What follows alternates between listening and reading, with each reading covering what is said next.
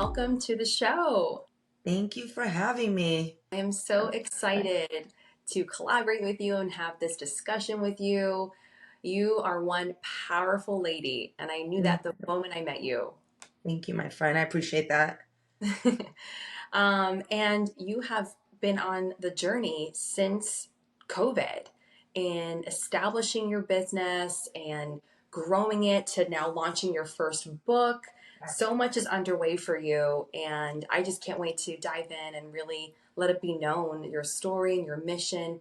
So much that you're offering to business owners and women out there. I'd love for you to just give a highlight of your background and your story, and we can take it from there.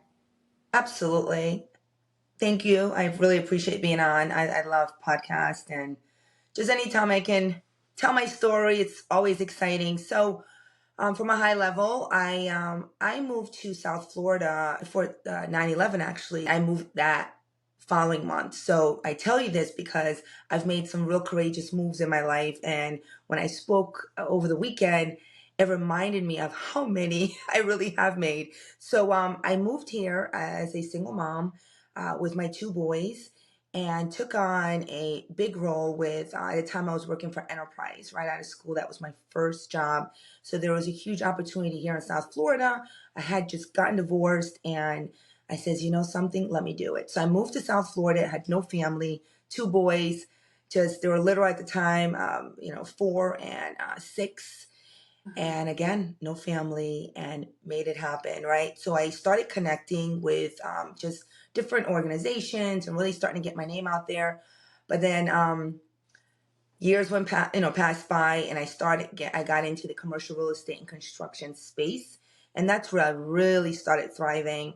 I worked for several different companies, and most recently I worked for Best Roofing. Obviously, it's a roofing company. And another courageous move I made there was right before COVID. You mentioned about COVID earlier. Right before COVID, it was October of 2019. I decided to go on my own and bet on myself, right? So I decided to bet on myself, gave my notice, and left a huge opportunity because I was on a senior level in the company, and left. 4 months later, COVID happened.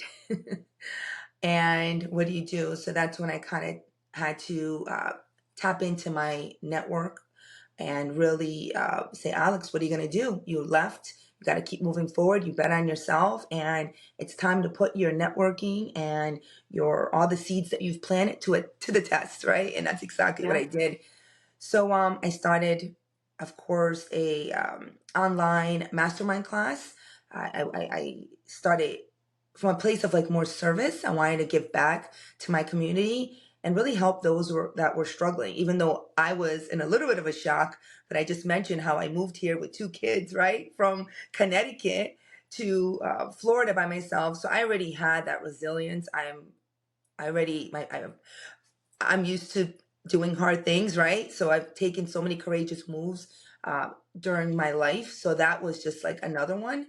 So I kind of shifted a little bit and was really more wanting to help others that were just like, I'm going to lose my job. So I went into, like I said, just wanted to serve and give back and started helping those that unfortunately didn't know where to go, what to do because of, think about it, when they said we were stuck home and we couldn't see people, I was said to myself, are you kidding me? I'm a networking queen and I've built my company. I built my brand, right?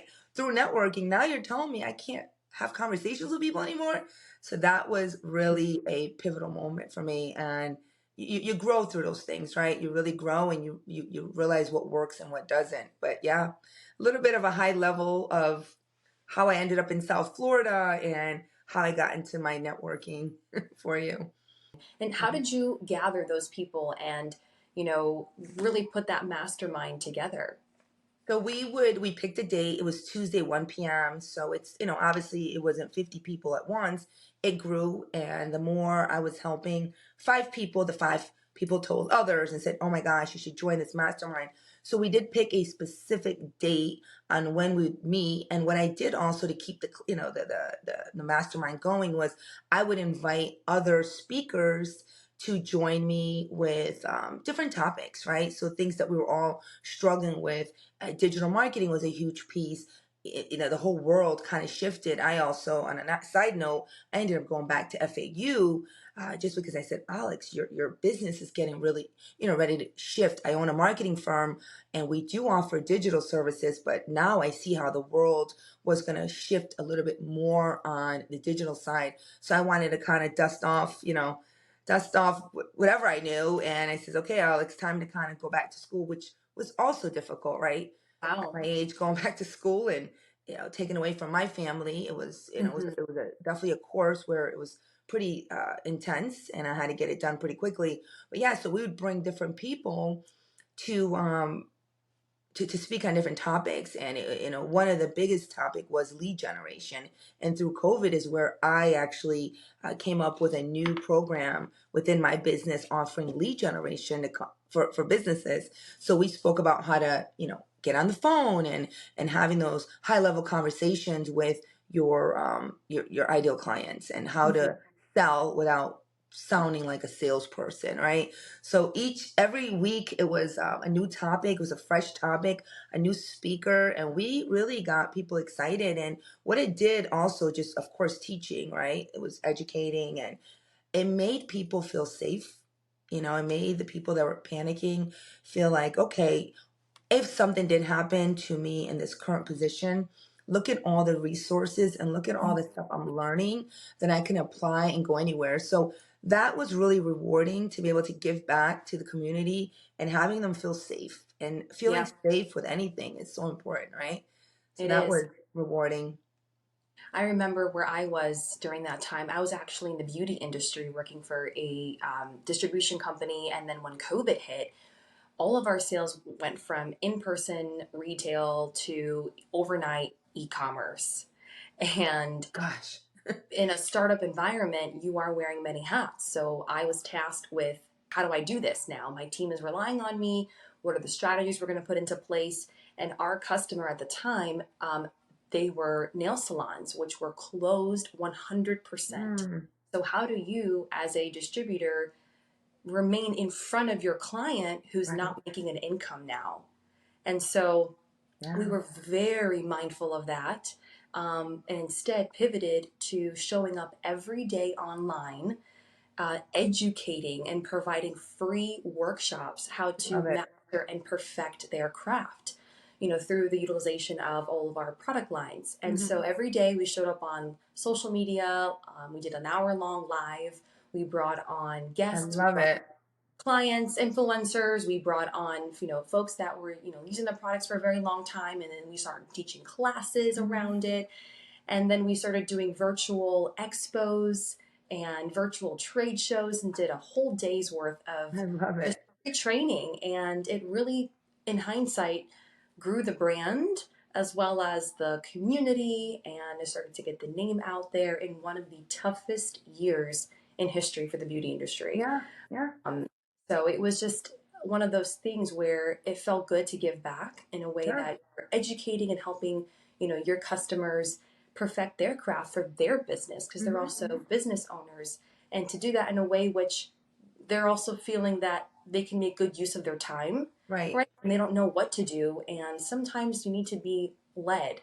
So, like you created a community where people could join and Hmm. feel like you're being led in a productive Sure. direction that's going to help them propel through this time period, because it's not that we came out of COVID and went back No. to what things were. We came out of COVID, evolved and Hmm. transformed, Hmm. and now fully integrated in this Sure. digital era, which is here to stay.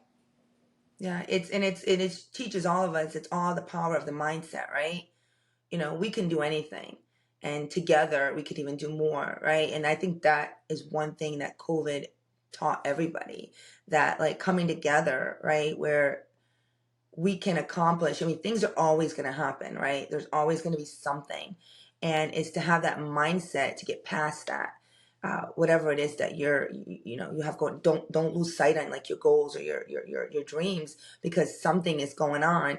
It's be able to pivot and figure out what else can I do, and there's always something great that comes out of it. And for me and for you, I know, like I said, I created new programs within my business and really promoted myself as well as someone that can give back. There's always something good that comes There out is. of something bad. Absolutely. Hmm. I'd Yeah. love to unpack that mindset you were referring to, because entrepreneurship is all about ups and downs. As a business owner, you have to determine how to keep that steady pace and Hmm. not let what's happening around you or in the economy bring you down to the point where it literally drags your business down with you. So what are some of the mental practices you put in place for your own business and things that you share with your clients, and how to maintain that steady, fast, mindset, and overcoming those ups and downs of entrepreneurship? Yeah, so it's a question I get asked all the time, because I'm always, see, how do you stay motivated? How do you keep going? Number one is, I say, have a meeting with yourself daily. That's the most important meeting of the day. We run away from ourselves, right, in terms of like what's going on. So having that meeting to really understand what's happening in your business, you just can't keep going, and being strategic, right? Being strategic of what's going on and keeping your goals and your vision, right, in front of you. That to me is where you don't lose sight. So how do you stay motivated as an entrepreneur? Is number one, believing in you, believing in your dreams, and it's something that you almost, I don't want to say I can't teach it, right?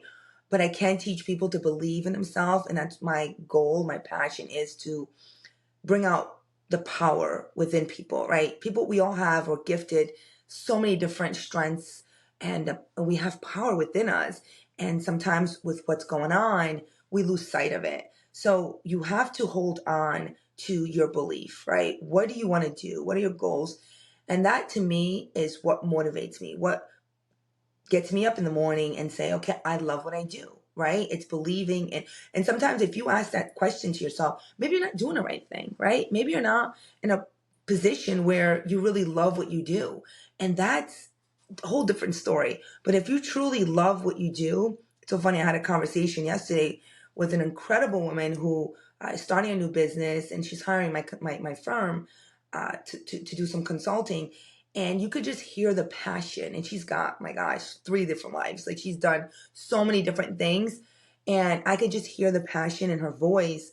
And I said to her, I says, this is your motivation right here. I'm going to come in and help kind of structure your brand and help you really align your brand with your mission and vision. But you have that passion and drive within you. That's what's going to wake you up every morning, and that's what's going to push you even when things are difficult, right? That is what's going to push you. And that to me is something that you'll have when you're doing what you're supposed to do, right? Right. Your dreams, when you're really doing what you love to do, no one has to push you, right? You push yourself. That's my motivation. I love what I do.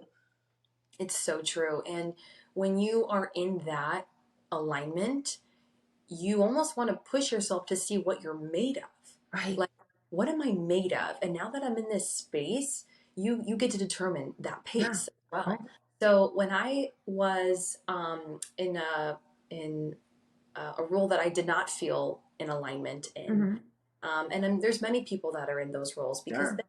you have bills to pay, you have to put food on the table, you have to provide, right? You Yeah. need to support yourself. So sometimes it doesn't come to you right away, and other times the opportunity presents itself and it's the right timing. Mm-hmm. So at that point where I was in this role and I knew it wasn't in this perfect alignment for me, however, there's still ways to make it so that you have that passion a part of your role. So, Right. for example, when I was networking and meeting, going to networking events and meeting people to expand my own, network, I Right. intentionally would go and introduce myself to all the women in the room before even Sure. introducing myself to a man, strictly because there's always a 5 women in the room compared to the 100 people that there are. Right. And so then I would create events strictly women only, where I strategically brought, one of every networking partner that I thought would have good synergy together. And Mm-hmm. that to me was very fulfilling and very Absolutely. purpose driven. Was still very productive for business, but it gave me that sense of passion and Yeah. purpose Yeah. that I'm creating a space Mhm. essentially for us women to connect mutually, while I was in that position. So for people that aren't in alignment in what they're doing, there's still a way that you can show up for yourself and for others in the community with what you already have. Yeah, and it's identifying you knew what you love, right? You knew like what you were passionate about, and being surrounded by women and empowering them, that's something that was important to you. Even people in positions, like when I led a huge team, people would often say, Alex, you always make sure that you put people in the right position. I says, you know why? Because that's when they're going to thrive. That's Hmm. when they're going to work harder. So sometimes it's not even about leaving your company and being an entrepreneur. Not everyone's meant to be an entrepreneur, right? It's a hard, and I would say it's not for the weak because every day it's a challenge. You've got to be strong. But with even your own business, what I love is there's still opportunities within whatever company you work for to move to a different position where you can contribute, right? If you Exactly. don't feel like you're contributing to a business, then that's something you really need to look into. Because if you're struggling with that, have that conversation. What do you like to do? And you can figure it out just having a conversation with your supervisor or yourself. More importantly, what do I want to do? And find room within that company and do it. So you don't Hmm. necessarily, I just want to make that clear that you don't necessarily have to leave your company. Again, just what do you like to do, right? We're all gifted a talent. And it's just so, sometimes it's sad when I hear people, you're navigating through this beautiful life that we're given, right? And to be able to not do what you love, it's sad, right? It's sad to me because you Hmm. only get one chance, right? You do. And, I think a lot of business owners would be very open to their employees really creating something that would be beneficial to them and their business Mm, if the opportunity was presented. So, sure. people shouldn't be afraid to say, hey, I'm really passionate about Right. this. How can I integrate that with my current role? Right. And it be a win win for everybody. Um, my gosh, you have so many strategies in expanding your network and really stepping out of your comfort zone. Where did it spark to put all those pieces together and write The Power of Networking? My gosh, I've been, like I said, they call me the networking queen. That's something that I've been so good at from just a really young age, connecting with people. So I'll share with you. So I grew up in Connecticut. As I mentioned, I moved here from Connecticut to Florida. But my mom passed away when I was 13 years old, and a few years later, my dad passed away. So by the age of 16, I didn't have any parents, right? But I did have family and some support. But I was pretty much on my own. And what I learned at that age was the importance of connecting with people. So I found some incredible people. I think it's when I always say my mom left me that gift of being able to connect with people. I met people that took a role as like a mentor or even a mother figure. So from a very young age, I knew what the power was in connecting with just the right people that can really help you uh, get to the next level with your career, your life. And that's something I just always did. And as I went into different corporations, I've always played that role of not just connecting with clients, but internal marketing, right? I would make sure that the company morale was good and everyone got along. I was like, always found myself in that, making sure people wanted to work there, right? Wanted to work in that company and provided the right tools and resources and was the go to person. And that was because of my ability to connect with others. So, writing this book was important to me. It was important to me for several reasons. One being that I believe that as humans, we have to connect with each other, Mhm. right? That's why we love up on people. We have friends. We're just naturally made that way to connect. And we have such a power within us, and a lot of people don't understand it. So, my goal was to get the word out, right? help people that are maybe a little timid or don't think networking can really help their career, can help their business. They can help them personally. I mean, there's so many things that networking can do, even personal development. You know, I learned so much by just having conversations with different people. They may not have been my client or could never buy from me, but just the information and the resources that these people had really helped shape some of the decisions I've made or connections I've made.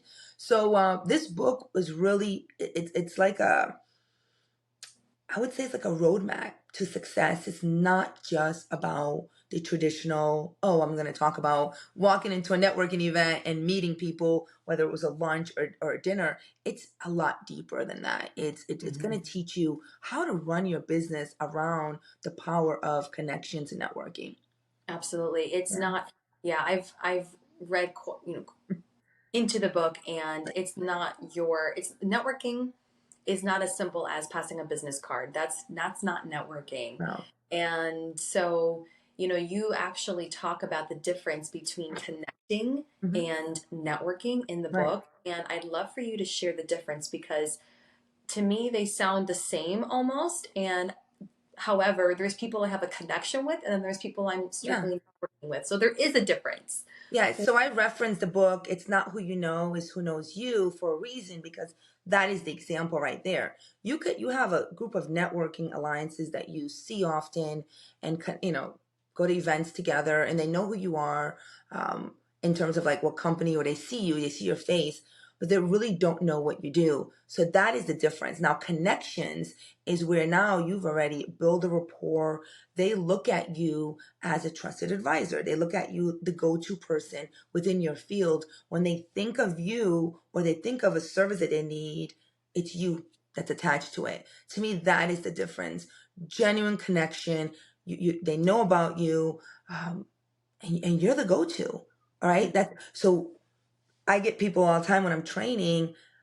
I network all the time. I know so many people, and I'm like, okay, great. And they're like, but why aren't they using my service?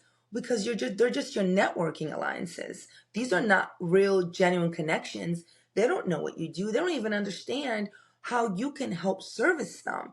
And Mhm. that's something that we don't stop to do. And a lot of business development managers fail because they don't convert the networking contacts into true connections. And that's what the book really outlines, is how to be able to get to the other side. Because we do spend so much time in organizations. I mean, I have children. A lot of us have family. And if you're going to spend a few hours a week in networking, you want to make sure, it's meaningful, it's impactful. You're leaving work, you're tired, and you're getting ready to go to a networking event, and you're just standing there, or you're not like engaging, and you're not being strategic. What's the point, right? What's the point? So I kind of talk about that as well, on how to be very strategic and be where your clients are.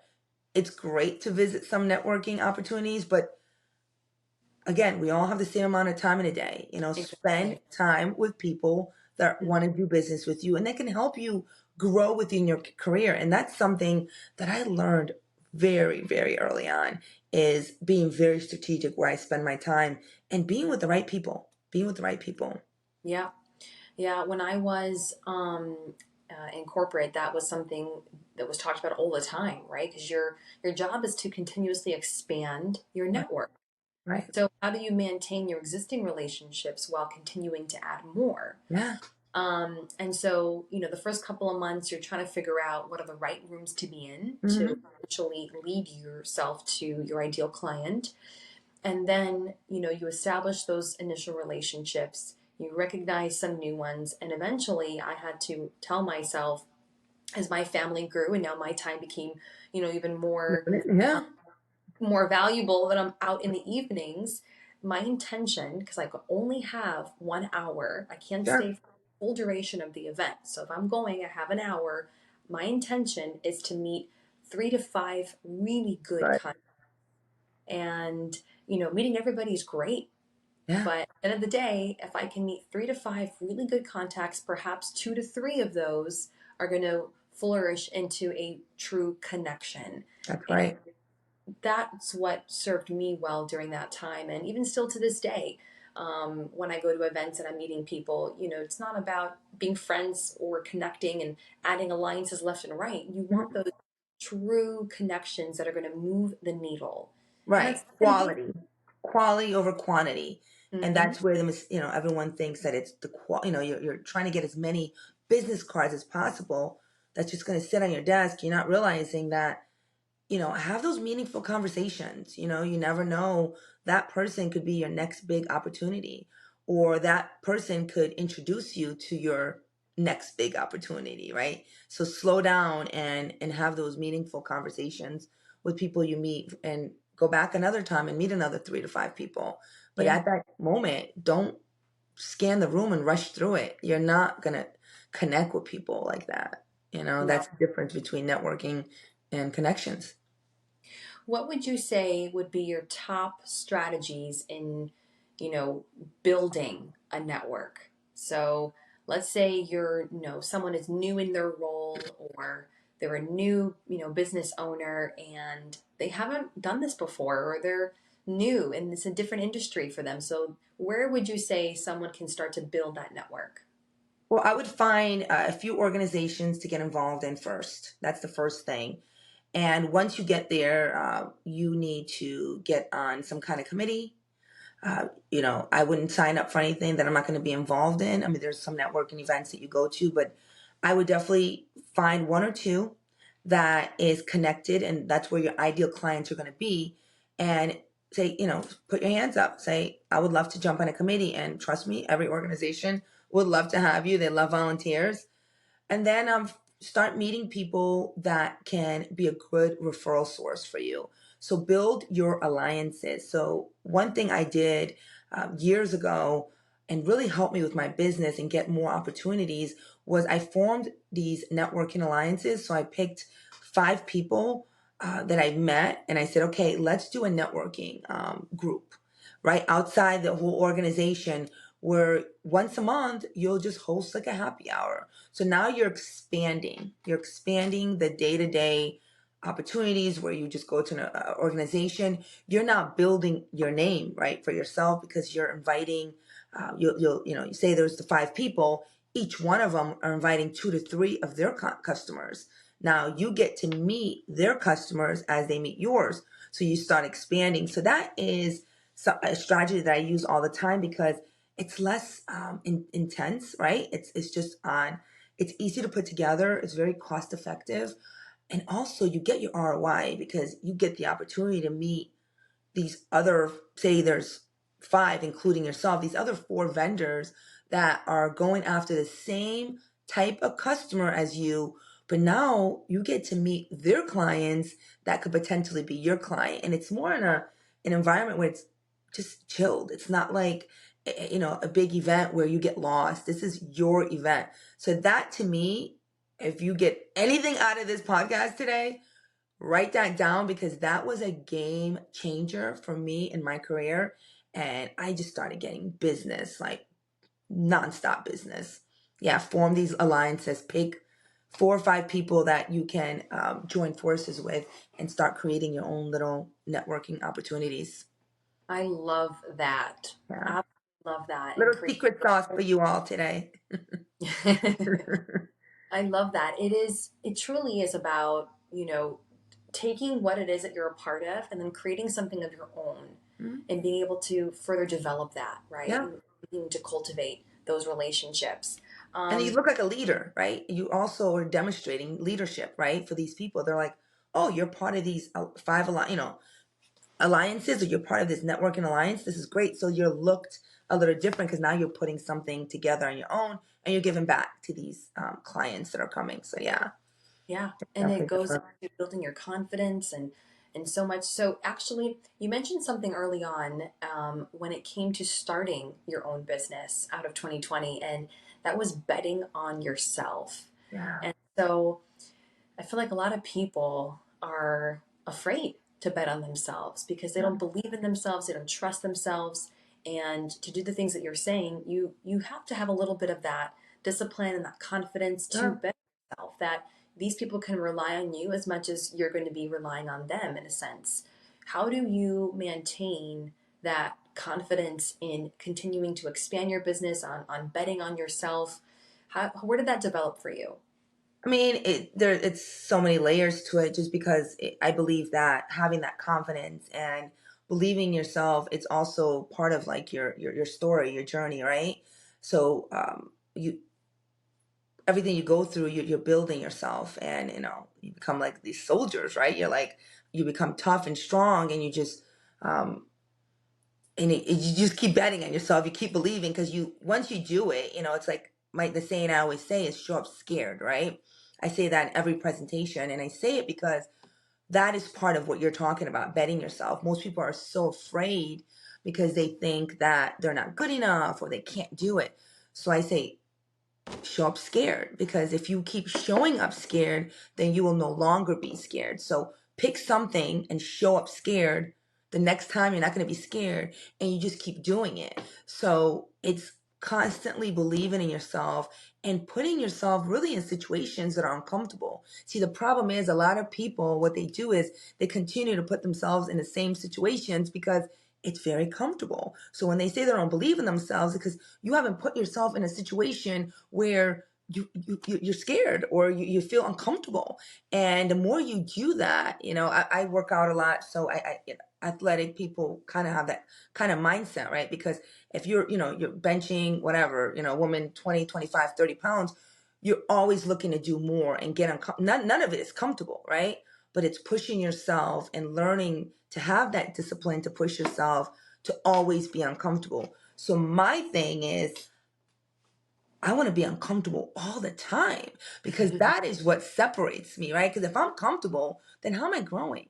And if I'm comfortable, how can I continue to break down these barriers and continue to go for what I want? I'm not going to get there. And the only way to get there is, again, betting on yourself, believe in yourself, and just be uncomfortable. I Yeah. promise you, you're uncomfortable just for a little short time, because Hmm. that's just in the beginning. You're going to keep going and keep making yourself uncomfortable. And once you realize, like, wait, this uncomfortable feeling is just, it's short, it's not long, it doesn't last long.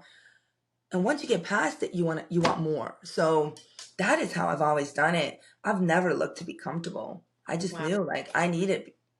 I want to grow. Yeah. Hmm. And there's Wow. always something that's going to happen, right? To distract you. And that's the conversation we had in the beginning, right? Of Mhm. things are going to happen. How do you pivot? And again, it's once you are uncomfortable and you believe in yourself, and you're like, I'm unstoppable. Nothing is going to get in my way, regardless. Now, things are going to happen. It's how you handle it, right? How do you handle these things that happen to you? It's all mindset. It is. Tying it all back in, right? All mindset. Yeah, all mindset. I mean, your drive to grow is greater than your fear of staying the same. And so many people let that fear consume them to the point where they can't see the end of the tunnel, the light, because they're so consumed in their fear. Yeah. How do you tell that lower state of mind, those lower vibes, to take a backseat? Yeah. Just again, it goes tying into, I mean, I would never sit here and tell you that I don't fear things. I do every day, and I work through them, right? And that is like, okay, is it real? Is it real? Asking yourself, and then saying, what could really happen to me? And a lot of times it's what we put in our heads. Like, I feel like fear, I don't think we were, this is my opinion, I don't think we were, as humans, we were not meant to fear things. I don't feel like that's how we were wired. And fear is something that we're taught at a very young age. I'm a mother.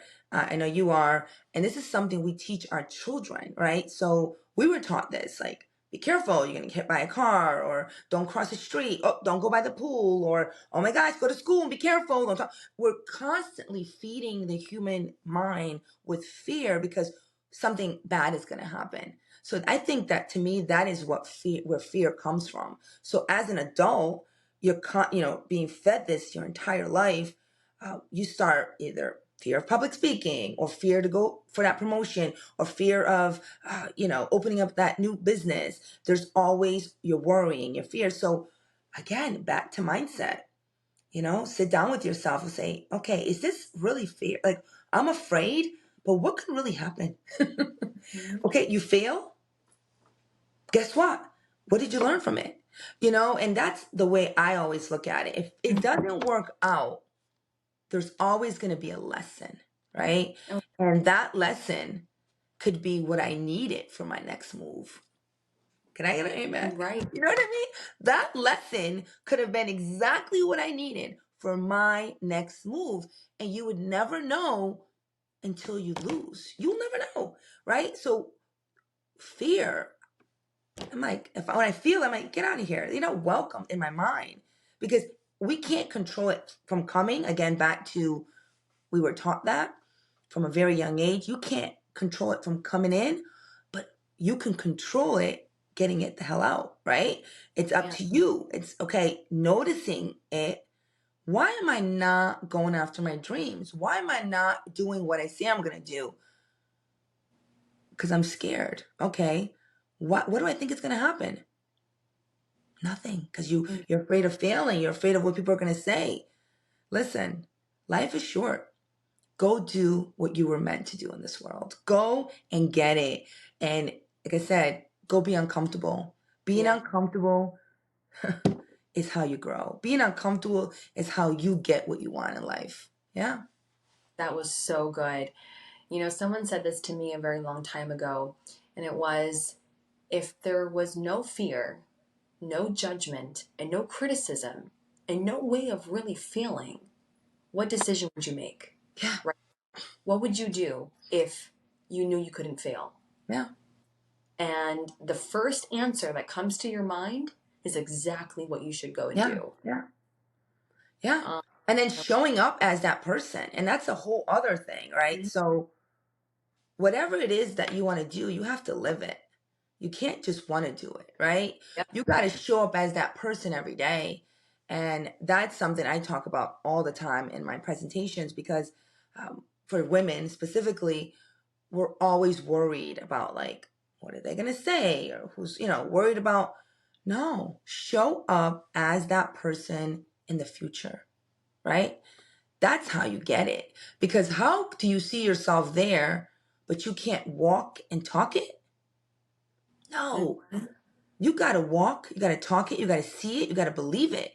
And that's how Alexandra Marketing came. I saw it. So I lived it. People were like, oh my gosh. And I was working for, like I said, Best Roofing at the time. And then I just completely rebranded myself and I separated myself. And I knew because if I wanted Alexandra Marketing to be a name, I had to walk it, talk it, breathe it. I mean, people were like, girl, you're acting like you've been here for 50 years. I said, that's right. Mhm. I made my brand so big. People were like, I feel like you've always worked there. Yeah. Because I believed in myself so much and my brand that when it was showcased, when I walked into a room, they knew who I was. They knew my Wow. company. Yeah. And that's the way you do it. You have to, and that's believing wholeheartedly of your whole Yep. entire package. It's not just a piece. I got the logo. Okay, great. I got the mission statement. Okay, great. What are you going to wear? How are you going Hmm. to show up? Where are you going to go? How are you going to act? Are you going to answer the phone? How are you going to email people? What does that look like? Right. And I talk about that in my book as well is what's your brand story? What's your personal brand? See, people forget about that and they wonder like, people know me, but they're not doing business with you. Yeah, because you're just showing up, but you're not showing out. Show up and show out so they know and remember you. That's your brand. Exactly. Yeah. So, so good. Wow. I think that there is so much value in the conversation we've been having here that business owners, business developers can take away from. Yeah. And even if you're not working a part of a company, or even if you're not a business owner, No. there's still so much to take away from and expanding your network and your connections within your community, whatever it is that you do, and how to step out and into your known purpose.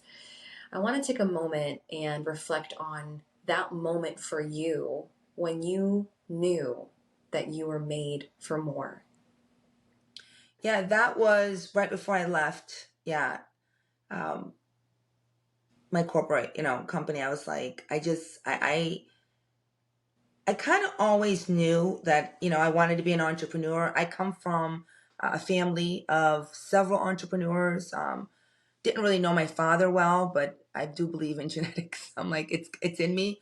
So I learned that my father was like, on top of being a singer, he owned like three or four different like businesses, and my mom was also an entrepreneur. So uh, I knew it was in me, but the moment where I really recognized it was, like I said, it was in 2019, where I looked at where I was at, right? And I had it all. I had the big office, the glass office, great compensation plan.